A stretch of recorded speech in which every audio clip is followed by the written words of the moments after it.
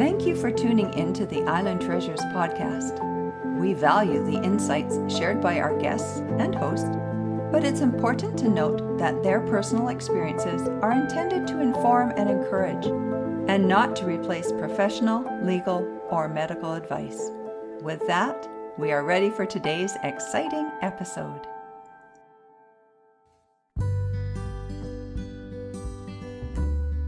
Welcome to Island Treasures, a place for caregivers to hear encouragement from other caregivers, who, by sharing their experiences, offer helpful information and resources for your caregiving journey. This podcast is brought to you by Alongside Caregiver Consulting, and I'm your host and caregiver consultant, Alison Van Schie from beautiful Vancouver Island in British Columbia, Canada. My guest today shares his extraordinary journey with us. As a devoted son, he became the primary caregiver for his mother, who battled Parkinson's disease and late-stage dementia. His caregiving journey sparked a realization that what he was doing for his mother and what he was learning wasn't just for himself and his mother anymore. It was for everyone. And he turned his caregiving into advocacy. His family founded TogetherForSharon, not only to honor his mother, Sharon, but also to ensure that no one feels alone in their fight against Parkinson's disease. He has so much to share, so let's welcome Sharon's son, Dr. George Ackerman. So welcome, George. It's wonderful that you're joining me today on the Island Treasures podcast. Thank you for your time. And really, I always said one of my favorite podcasts is yours because I wish I was there on the island with you. But I really want to thank you and your audience for the opportunity to speak, not about me or anyone except those out there today suffering with being diagnosed with Parkinson's and dementia, and really just to continue to keep my mother's memory alive. So I'm really grateful. My family's grateful for the opportunity today. Well, it's a great opportunity for sure. So why don't we just dive right in, starting with your caregiving story? Thank you. Yeah, I always say, and it's hard to continue to say, but you don't plan or take a course to be a caretaker or caregiver. You just kind of thrown into it. I never dreamt, my mother, she was very young. She passed at 69. In my selfish brain, I feel like we should be around till 85 to 100 in 2024 with technology and science. So I feel like, we were kind of robbed, and she was of many years, even a decade of her life. Part of me every day I wake up thinks that maybe in some weird way in, another 10 years, I'll kind of be a little bit less grief because it'll be the age where, she would have stayed with me but until then, or until we find a cure, I just find many nights I'm sleepless or restless, and I just continue to advocate. But my mother, unfortunately, like we started this 15 years prior, had Parkinson's. Didn't really affect her life. She was very independent, loving, caring, went out with her friends, did a lot of normal things, drove, shopped. But the last 4 years, everything changed. She went to a university to do some type of a trial. And unfortunately, I feel they might have changed her medicine too drastically. And I don't blame them or anybody because it's a disease fault, not a doctor. So I admire everybody trying their best. But that night at 4 a.m., I was called to her house, and my father from New York said I have to rush over. 4 a.m., I went to my mother's house, found her outside of her house moving her furniture because she was in fear that somebody was inside that was going to harm her. And that really was where I started my caregiving life, really. And that was just like the first start. The next thing is after I rushed her to the hospital, in a way, thank God they said we saved her life. But in another way, that's when it started to go down. But I had to go back to the house to pick up some of her clothing. And I found Post-it notes around her room. And each note had names of people who she wasn't sure if they were really there anymore or if they were passed away. And that was where late-onset dementia kicked in. And that was really even frightening than some of the Parkinson symptoms because I didn't know about hallucinations and delusions. And I mean, that can go from people seeing aliens, people seeing their mother and parent who are passed for decades, years, or animals. Sometimes they could be good, Sometimes they're bad. Like we had caretakers when I couldn't be there watching over her, and she thought they were harming her, Mm. which in reality they weren't. And we had to put video cameras in. And we talk about, my background. I can explain why that was important. But that was really my caretaking start. And that was just the beginning. Through the years as she got worse, I went through, burnout, stress, panic, every word you can think of because I didn't know what to do. But I'm the type of person, hopefully somebody out there can see, that doesn't give up and I keep fighting. And I just really wanted her to feel a little comfortable and not really think that the end was near because we weren't sure. But the worst experience again in the world was telling your mother or your best friend or anybody that I can't tell you what's going to happen tomorrow because of the disease. So it sounds like you had a sudden onset yourself of learning what is happening to mom. What are all Yeah. these symptoms? What are these hallucinations? And you were thrown right into it, George.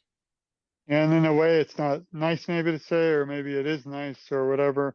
I felt like I was secondary victim of Parkinson's. I might have obviously had the symptoms, but I felt that holding her hand, seeing her go through the internal tremors, the dystonia where her toes were curling, the pain, she also had fibromyalgia, and then the hallucinations from dementia.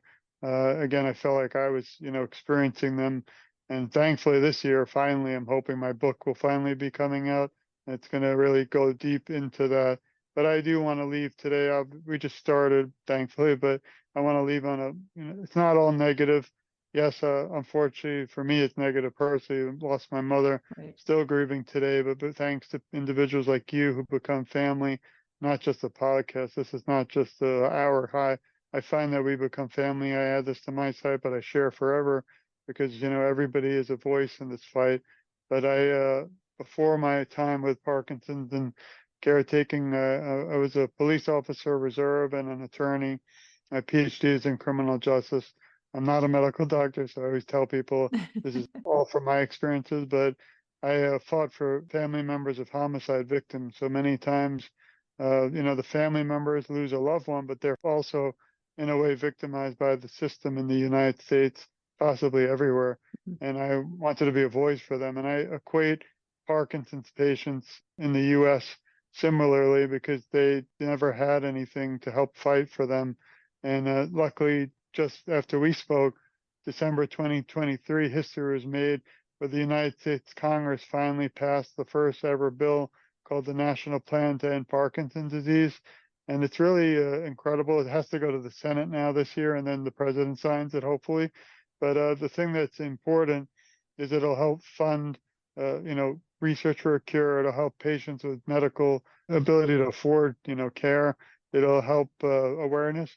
But I'm hoping if it is passed in the U.S. this year or next, that other countries like Canada, Hawaii, everyone start to adopt it too and help bring awareness to those states and countries, because I've actually had the honor to interview Hawaii, one of the associations for Parkinson.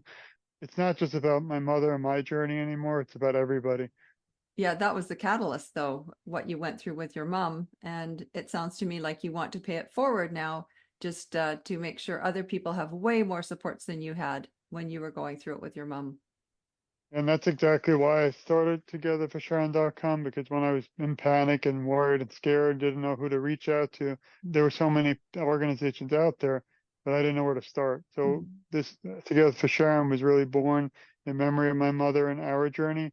But a year ago, I learned there's an organization called the World Parkinson's Congress, and they opened my eyes that there are about 1 million people in the U.S. with Parkinson's, but about 10 million around the world, and I didn't know that. Yeah. So what I did is when we were speaking, when we met in last year, I actually started to, again, not put me and my mother on the back burner, but we're still the face of the movement.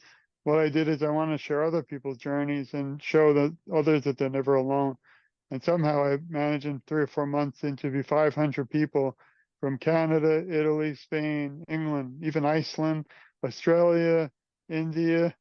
So, I mean, you name it, it's just amazing. I don't know how it happened. Again, I thought maybe 3 people would read my story with my mom. And now, if you go to the bottom, it's kind of hidden.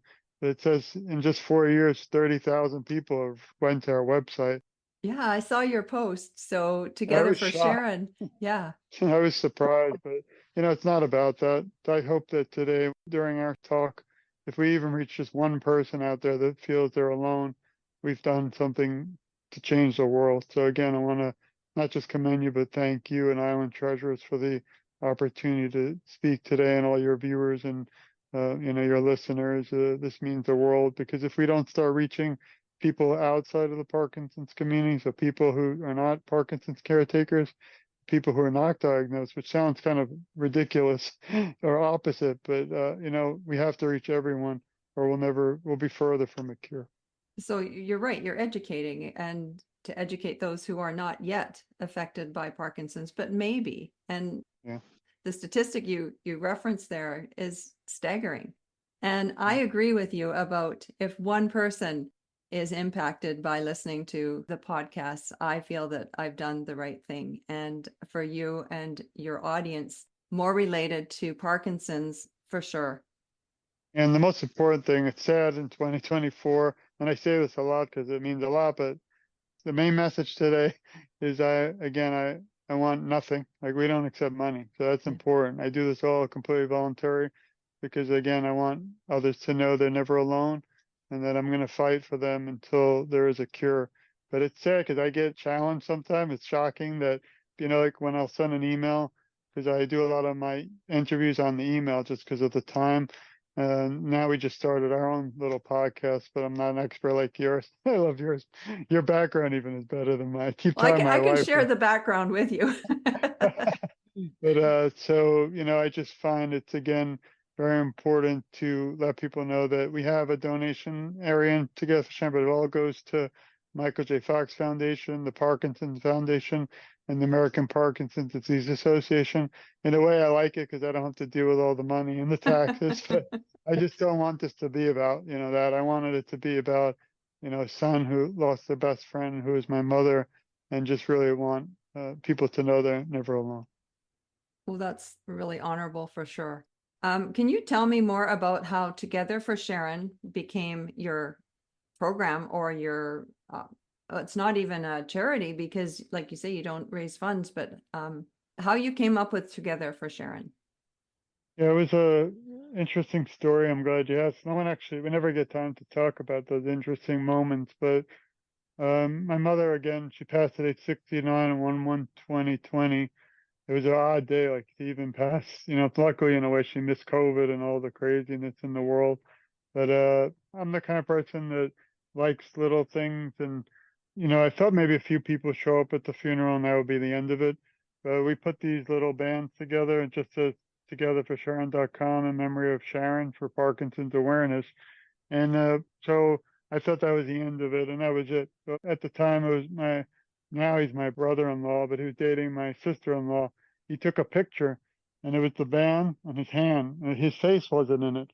And I don't know what it was, but it hit a spark in my head that I'm a lawyer and a cop, and people like the privacy, but maybe they would speak out and be more not shy if they had just a hand. And all of a sudden, I just put it on, and everywhere I went, from Disney World to the basketball court to eating dinner, I showed up the hand without my face, and it was, but my mother was with me. It was a way to say she's still with us, even though she was taken by this horrible disease. So all of a sudden, somehow it went viral, and it even went to, I don't know if you know Willie Geist from NBC. His wife wore one. So, I mean, it was going around the world. It was just amazing. So That's that inspired cool. me start the website. It was my wife's idea with the name, and we stopped doing the bands because again, we didn't charge. So I paid everything and got costly, but it's still the symbol of our website. But that was really the beginning of Together for Sharon. And again, I really thought I'd throw a page up there and kind of just it was cool, and that's it. Went back to my life for a few years, but then again, 2023, something sparked me that it's not again about my mother or me only.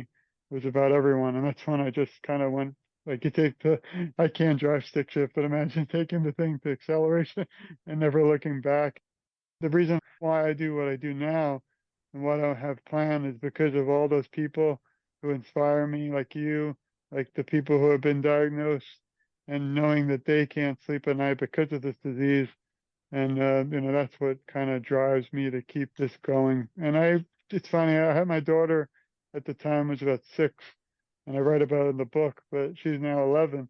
And sometimes I talk to her and say, Brooke, maybe you can continue this on when I can't anymore. Mm. But then I stop myself and say, wait a minute, that could be like 30 years. I don't want us to have Parkinson's anymore. So maybe it could be just a tribute up there forever, but I don't want there to be a need for me to advocate. I would love to, not rest in peace, but, be able to sit down and know that other families don't have an empty chair at the holidays like, we do, which is still heartbreaking. You've accomplished a lot already. And it all started with a wristband of all things. And I couldn't do it without, you again and your audience. And I don't think I would be the man I am today or even accomplish what I have without the sacrifices that my mother had. I remember being on stage for, I'm not bragging. Without her, I would have quit. But, law school graduation, she was right next to me. The police academy, she was next to me. 3 master's degrees, don't ask why. She was there. PhD, it took me 7 years. I was going to quit 100 times. I just could. You have to sit in a room, imagine, and write, 300-page dissertation. Yeah. All they do is reject you all the time. It's normal. And I remember a lot of percentage of the United States don't finish. I remember her, my ear saying, you got to keep doing it. And that's what I think of today. She was with us today. You would laugh. She would say, George, don't waste your time. Spend it with the kids, because Oh. she was big on family. But again, I just can't do that. Sorry, Mom. So tell me a little bit more about your mom, because obviously you had a really remarkable relationship with her. It's hard because in writing the book, and again, I'm not supposed to be talking about the book, but I'm too honest, so I can't help it. I'm really excited. I've written books, but nothing in the Parkinson's world or my journey.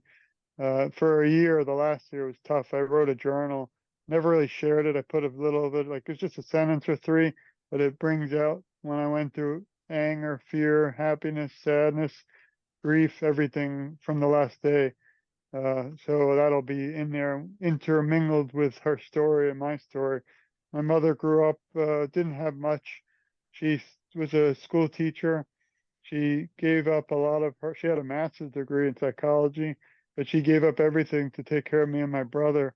So again, I feel like she sacrificed her life so that I could have mine today Mm. and be successful. So she was very independent. She lived alone. She was divorced. But she was the person I called through the good, the bad, and the ugly. I remember, sadly, I'm from Brooklyn, New York. I remember 9/11, I called my mother from law. I was in a law school class about criminal law, rushed out of the room in the hallway and called her first. And, from that to the time my wife and I, first we met, the stories in there, how my mother and my wife loved each other.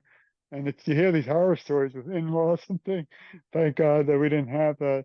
So, they became best friends. So that was, amazing. And, it's just, it's hard sometimes. I'll do one of these talks and I'm fine. One time a month or 2 ago, I walked into the other room at my office, started crying, and I'm 6'2", like 200 pounds police. And it's heartbreaking still knowing, I have to do these things sometime because my mother's no longer with us.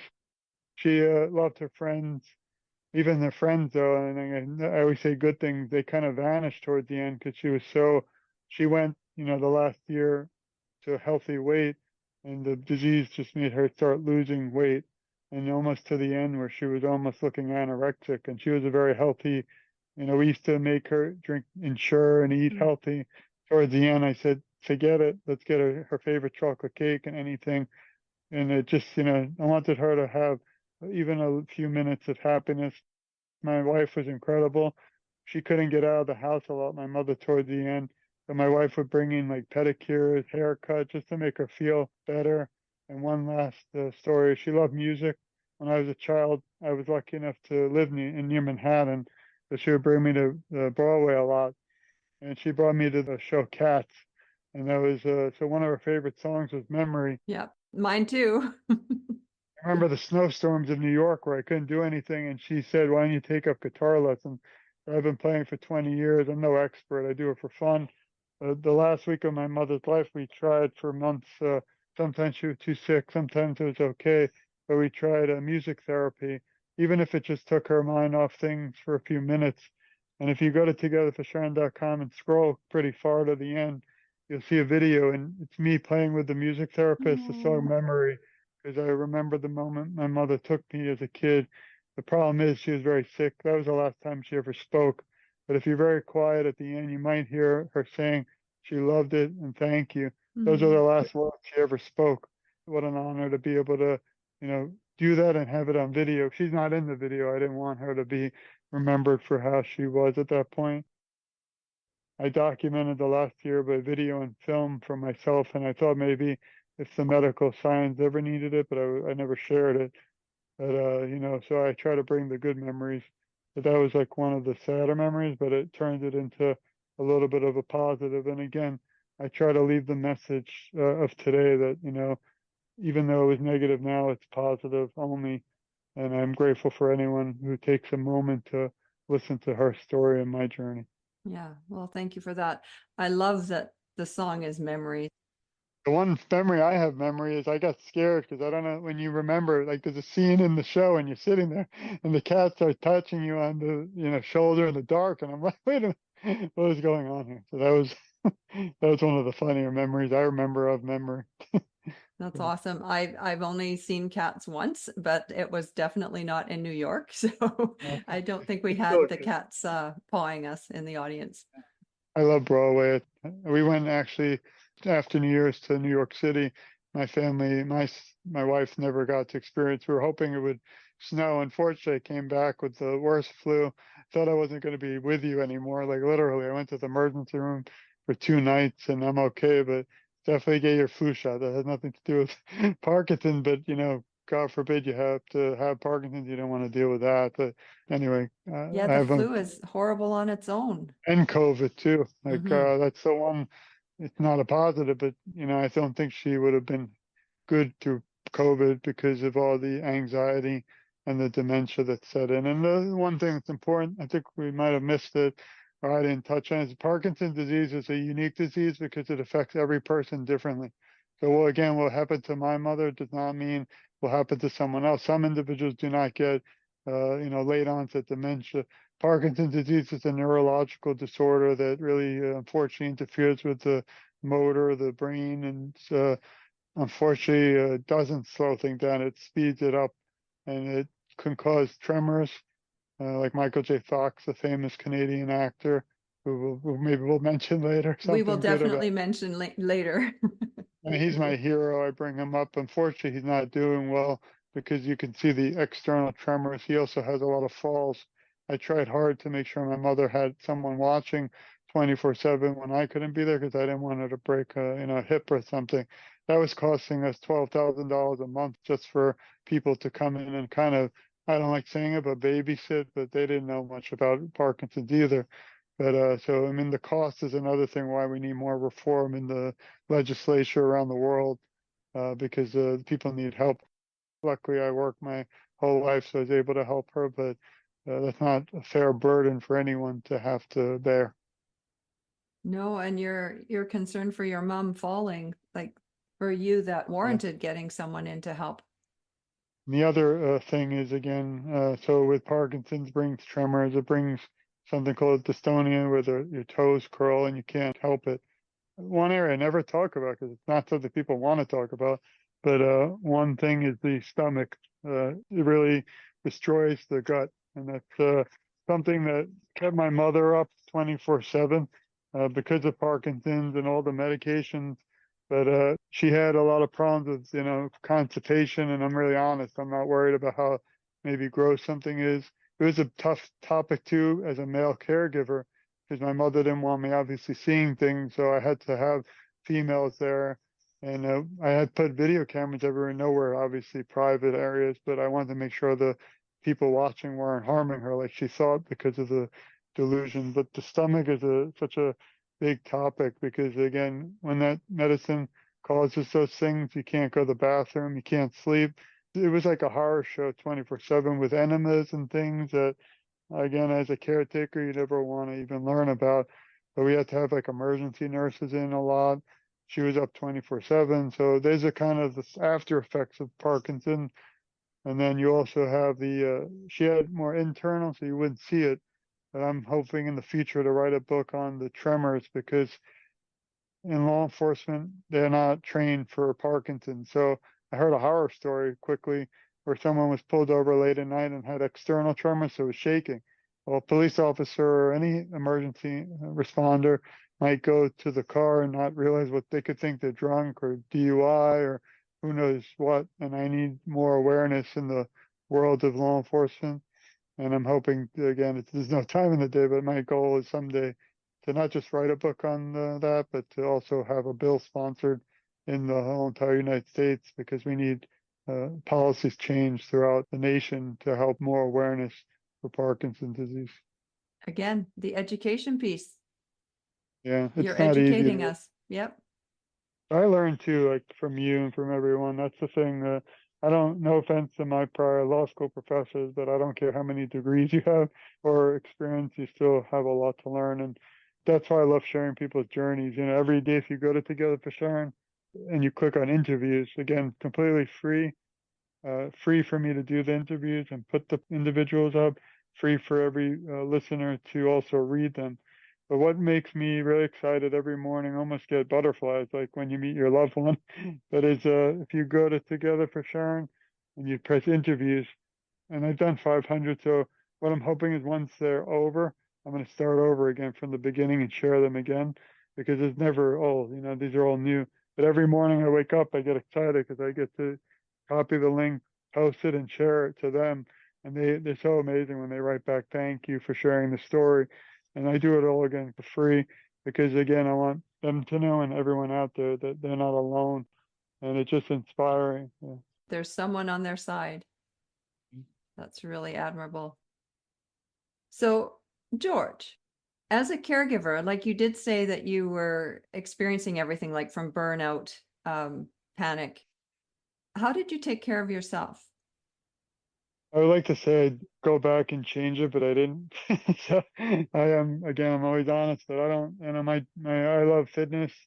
I used to go with a group of 30, play basketball every Sunday morning. It took me a long time to put ankle braces and shorts and socks and things. And I remember one morning, and that was my hour or two to forget life, you know, and I also got to exercise, feel good. I remember many mornings I would get ready, about to head out, and my mother would call in a panic. And I think again it was more of the frightenedness from the delusions that I would drop everything and rush over to make sure she's all right. And I'm not gonna lie again, I would sometimes I get angry at her, even though you can't, wouldn't tell her. We were really lucky enough somehow to keep her at home, so she never had to go to a home. There were days where we were gonna go look at one, but I swore I wouldn't. You know, you go through this, it's almost like having the two little people on your shoulder, the good and the bad, the devil and the guy, you know, like there were days where I gave up. We actually bought a nice home and we have a room here for her. And it's heartbreaking too. I walked by even to come to our discussion and, you know, that room was for her, but she'll never have it. But so there were days I should have done that and forgotten it, but I couldn't. I remember we had planned a trip, my wife and I, to the Bahamas, and even during that, the whole day and night, my mother would call panicking, and it really kind of ruined the trip. But again, I didn't know how long my mother had. I didn't know, you know, what the future looked for, and I wanted to spend every minute I could trying to find ways. We tried everything from music therapy to physical therapy to every therapy. We even had to see psychiatrists due to the delusions. We even had animal therapy. We had everything you could think of. None of them really. We even had, luckily in a way, in Florida, you could have a licensed medical marijuana. I thought that would help lessen her pain. Didn't work. That's another topic for another day.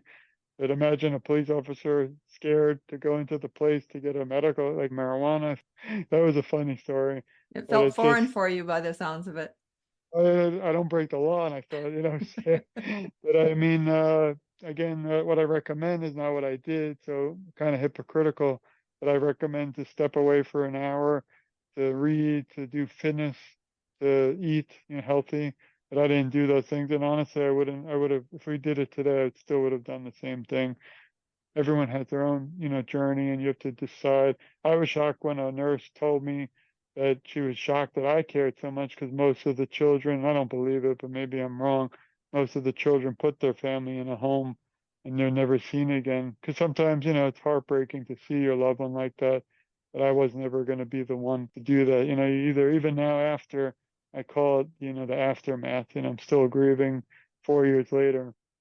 But my grief is helped by speaking to you and all the people I get to meet because of our loss. So, and we actually just started for the first time. I'm in a weird place. I don't have Parkinson's, and I'm not a caretaker for someone living with Parkinson's.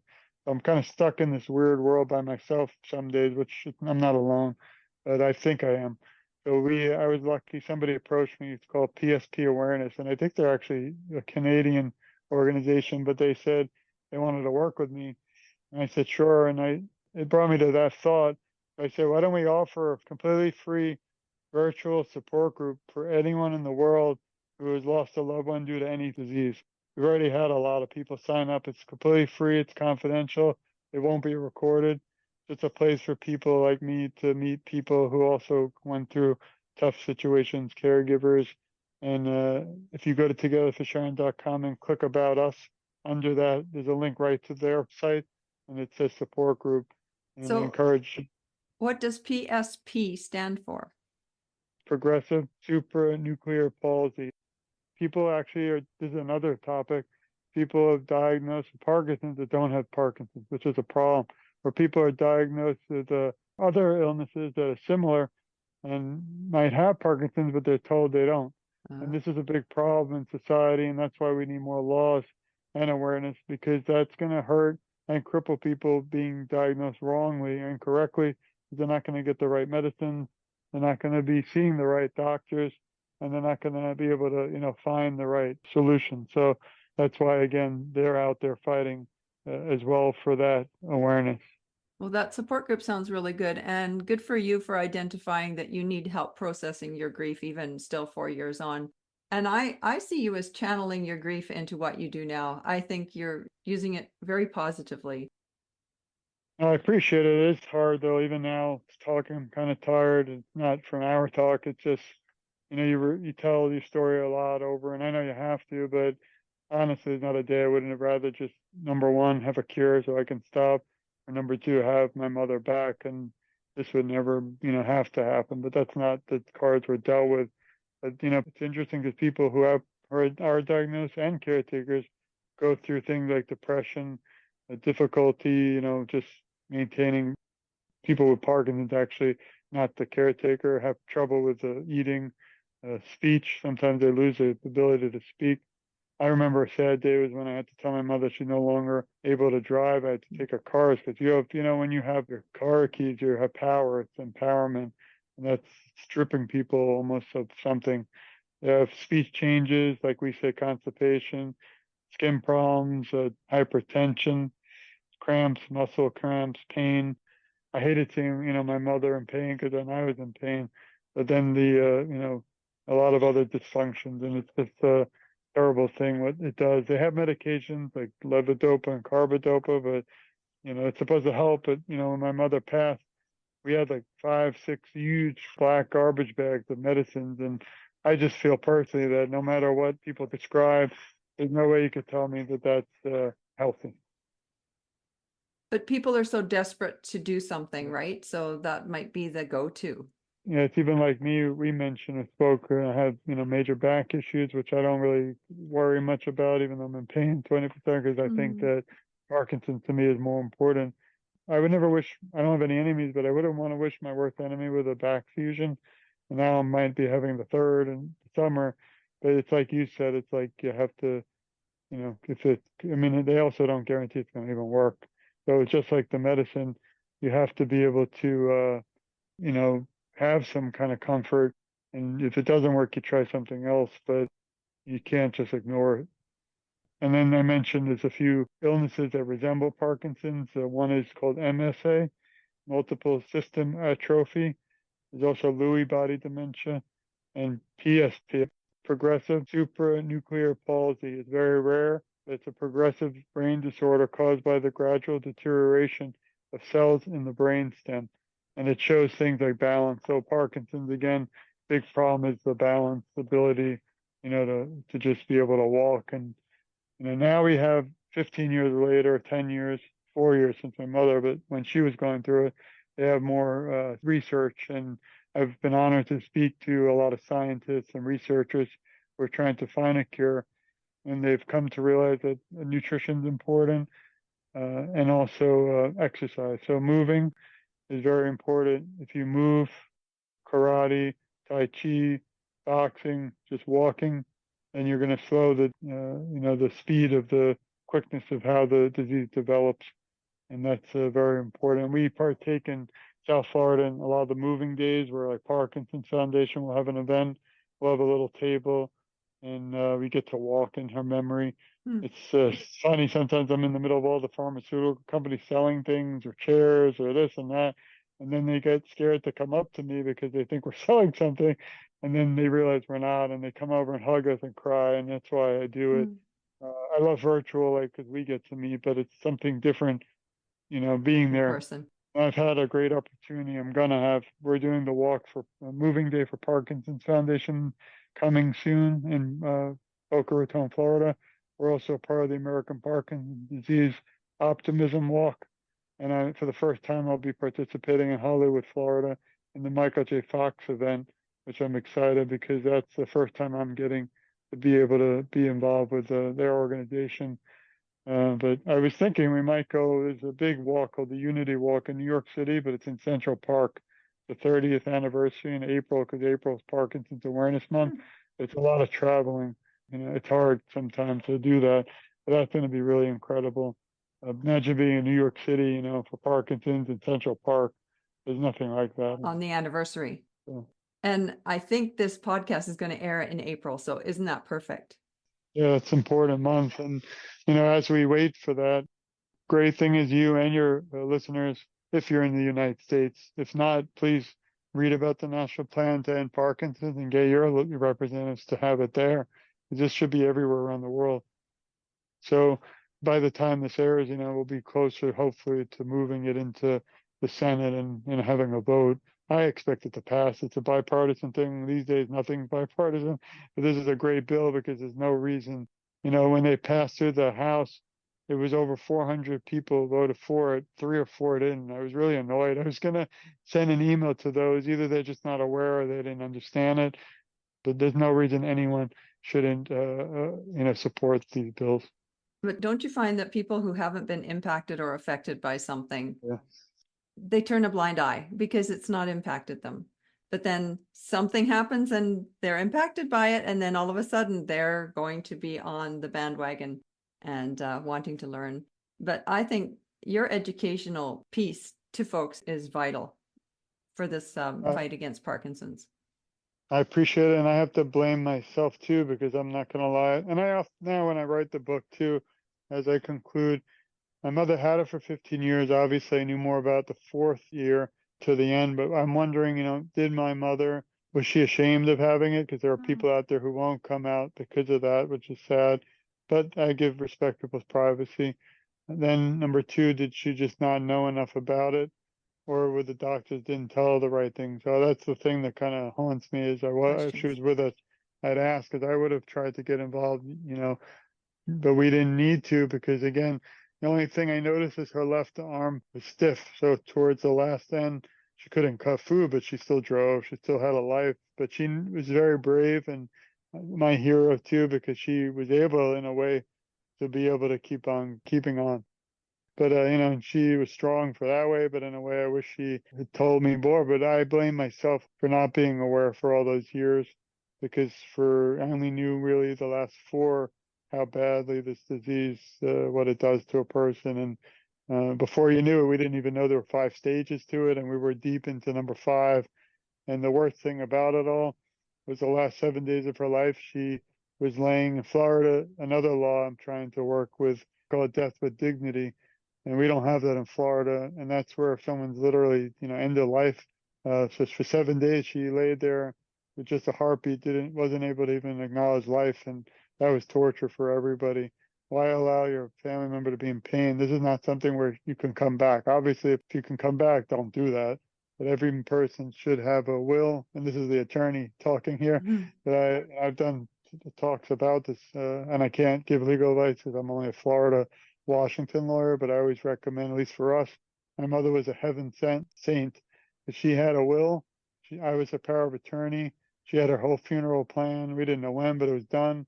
Those are three of the most important things so that the family doesn't go through an additional hell with Yeah. fighting and nonsense. So I often forget to mention those things, but these are important. Free, and I'm not charging again for No, legal the advice. advanced care planning is so important, and it's a gift. She gave your family a gift by knowing what she wanted at the end. So Yeah. the social worker in me is always about advanced care planning. Get the conversation started so you know what your loved one wants, and then ideally get it on paper in the documents, the legal documents. But some people don't get to that point before it's too late. So, And that's why this is not just about, again, my mother, my journey, so much you can learn. And I learn every time I speak to someone about things that I should have done, would have, could have, but now going forward. And I'm a realist, obviously. I'm optimistic. I'm not going to get it, but I could still get Parkinson's. Unfortunately, I don't want to scare anyone. Anyone can. It's the fastest growing neurological disease in the world. Also, something important to note is that again, like we mentioned, it treats just everybody so differently that's the toughest part of the battle. What happened again with my mother doesn't mean that's what the journey will be for the next person, but it's very important to talk about. And some of I call it, I have a little blog, we just start tackling tough topics with a young lady named Betsy. And ironically, somehow we met and her husband passed away the same day as my mother, but due to Alzheimer's. So she likes to joke that she's like my kind of grandma. But, we've become bonded forever because of that. And we tackle tough topics. The first two, it's a blog on my website. I've already done other things, so I want to have another one. But we just released this month is going to be about medical marijuana. Last month was death with dignity. But I like to fight and hit hard any topic because if you don't talk about it, you're never going to change it. And a lot of people don't want. I have two friends who have Parkinson's. They just started. I thought it was cute but interesting. They're on podcasts on sex and dealing with those kind of taboo things with Parkinson's. I'm not going to be able to get involved with that because I don't have Parkinson's. But again, it's something that affects people with Parkinson's. For my mother, it didn't matter because unfortunately she was single. yeah. And that's another topic. Again, having nobody, like not having a spouse going through this is not easy. Having one is even harder. But my mother didn't have anybody but me. Unfortunately, our family was, there we have one, but they couldn't do a lot. My father, they were divorced. He was in New York. So it was up to me to take the challenge and fight with her or to let her be on her own. I would never have, done that. But No. tackling tough topics to me is really important. So if anyone listening has a topic, I have no problem talking about it. Send me an email. Well, as you proved by the topic of constipation. I mean, do we often talk about that? No, we don't. So you brought that up.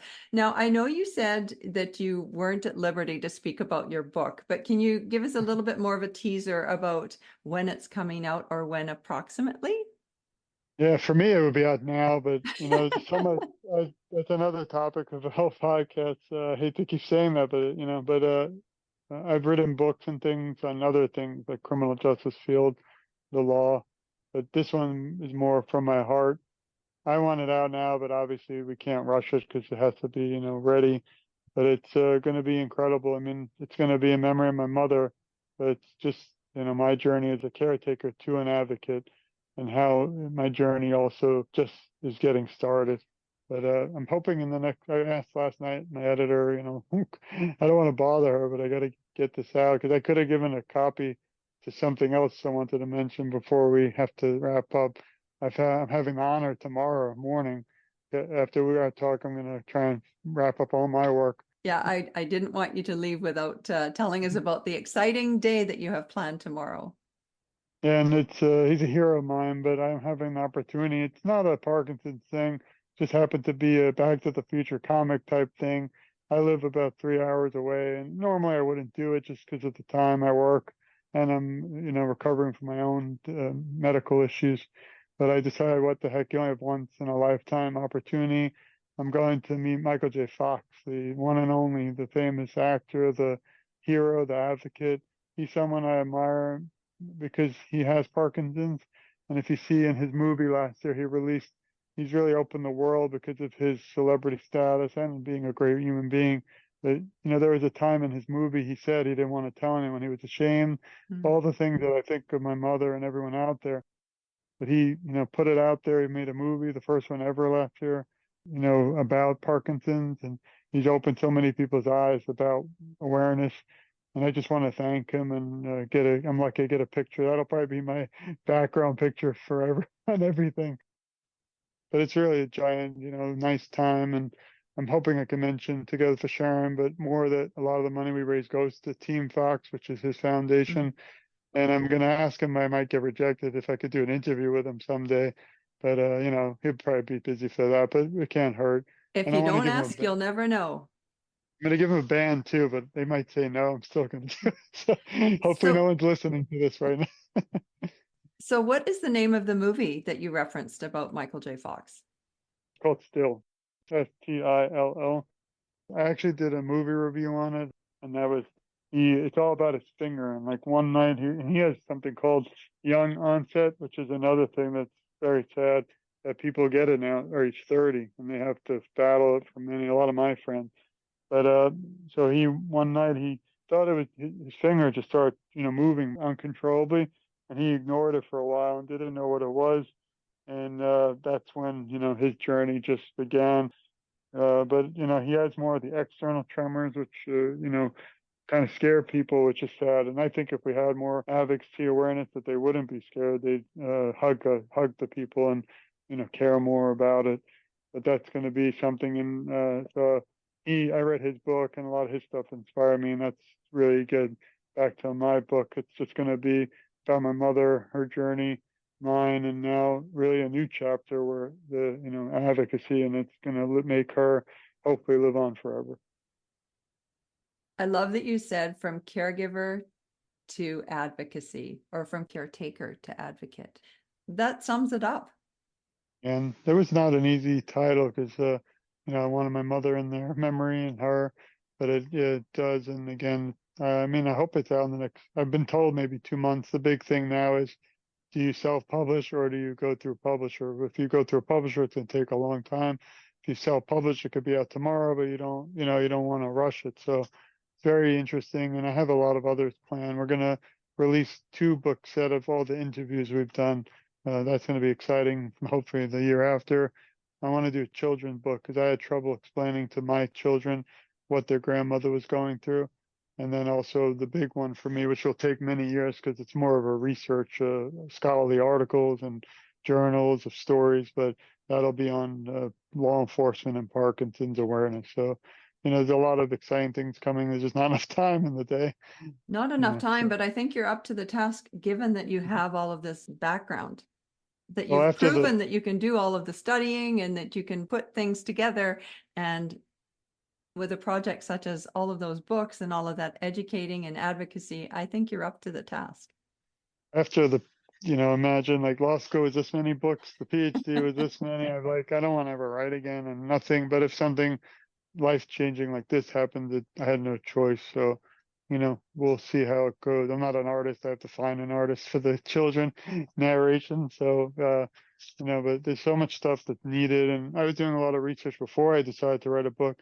And there's like nothing, maybe it'll change, but there's not one thing from a son who lost their mother to Parkinson's out there that I could find. I've seen a daughter maybe for dementia, seen, but I've never seen anything like it. And, I'm not looking for money again. I just want her story to be told. And I think a book, when I copyright it in the Library of Congress someday, will live on forever. That's a great note to end on. I just want to thank you and your audience again. I don't think should be called a podcast. It should be called something like forever, because I'm hoping that our relationship continues forever. I want to thank all the listeners, and I'll be sharing this obviously with all on my page forever. TogetherForSharon.com is really just me, his son, who lost their best friend, who was his mother, who just wants her to be remembered. It's a lot of great resources. We don't have the time. It could take hours to talk about what's up there, but you'll see our story. You'll see the interviews. You'll see our podcast. just growing and growing. It's almost becoming like a channel, which I don't know how or why, but A it's channel, uncontrolled. that's cool. You got your own network. Yeah, we have podcasts now and things, but just taking a life of its own. It means the world and me and my heart. And I always end every little talk with, we love you, we support you, we care a lot about you, and you're never alone. I'll advocate for you, and together our voices are so much stronger.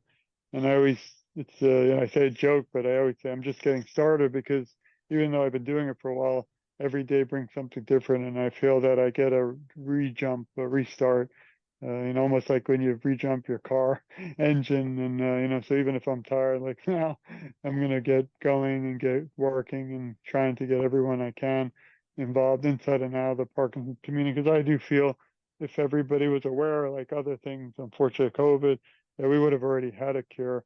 And I don't want to hear any more people who I know, suffering due to this disease. So thank you from the bottom of my heart and my family for giving me the opportunity today.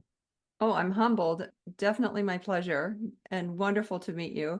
I am definitely going to check out your guitar playing with your mom, not Yeah. in the video, but I want to hear her words, and I want to hear Memory from Cats. So I do think, like you say, you've been doing it for a while, but it's like there's so much more to do. And I do sense that there's a real passion in you, that you want to do it all. So all the best tomorrow meeting Michael J. Fox. I think that's going to be a lot of fun. And thank you so much for joining us today. Thank you. And to, again, all your listeners, you're all family now. And again, we're all one voice in this fight for a cure for Parkinson's disease. Let's end it so, we don't have to talk about it much more, but till there is a cure, we're going to keep fighting on. Thank you. Yeah, you're welcome. I didn't ask. So on your website, TogetherForSharon.com, do you have your links to social media there so folks can find you through those links? If you go scroll down, they're all there. And again, I always thought I'd have Facebook and that's it, but somehow now I'm on TikTok and X or Twitter, and we're on all these things. And I like it because, it's sad when I have surgery or major surgery, but I actually get more time to do more social media. And today you're really a bigger voice through social media. So there's bad downfalls. Like we just took my daughter's phone away forever. She's only 11, but that was a mistake. So, Forever, yeah, because Dad.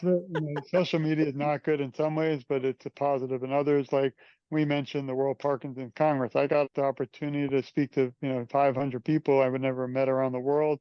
You and I met because of social media, which was amazing. So it's hard because it's like scales of justice. Is it good or bad? But for our purposes, it's a necessity. So yeah, you can go a little down. I mean, I'm trying not to put too much, but the website is getting just big, and obviously, I got to get some kind of a video with Michael J. Fox is going to get right on the front page someday. Yep. If I can get it. I would do that as well. I think that's fabulous. So again, thank you for today. Thank you. George is certainly a dedicated advocate in the fight against Parkinson's disease. He goes above and beyond to bring voices of activism together. His collaboration with caregivers, legislators, and even celebrities helps to raise awareness, striving to find a cure for this debilitating disease. George reminds those battling Parkinson's that they are not alone in their journey. And for those who may be feeling alone, I invite you to check out the interviews he spoke about that are on TogetherForSharon.com. While you're there, look for the online support group called After the Journey, Grief and Loss. And you can also check out the music video with George and the music therapist playing Memory from Cats. By leveraging his background in criminal justice, George recognizes the importance of informing law enforcement and first responders about the symptoms of Parkinson's disease. This valuable knowledge will help contribute to enhanced understanding and support within the community. And by raising awareness and uniting voices, we can support caregivers and make a difference in the fight against Parkinson's disease. In the meantime, if you are in the midst of your own caregiving journey and need some supports, I invite you to tap into AlongsideCaregiverConsulting.ca or Alongside Caregiver Consulting's Facebook page or Instagram account. If you'd like to share your story as a guest on the Island Treasures podcast, please contact me by email, either through my website or at alongsidecaregiverconsulting@shaw.ca. Thank you for tuning in today, and to George Ackerman, thank you for sharing your caregiving story. If you don't want to miss future episodes, be sure to subscribe to the Island Treasures podcast. See you next episode.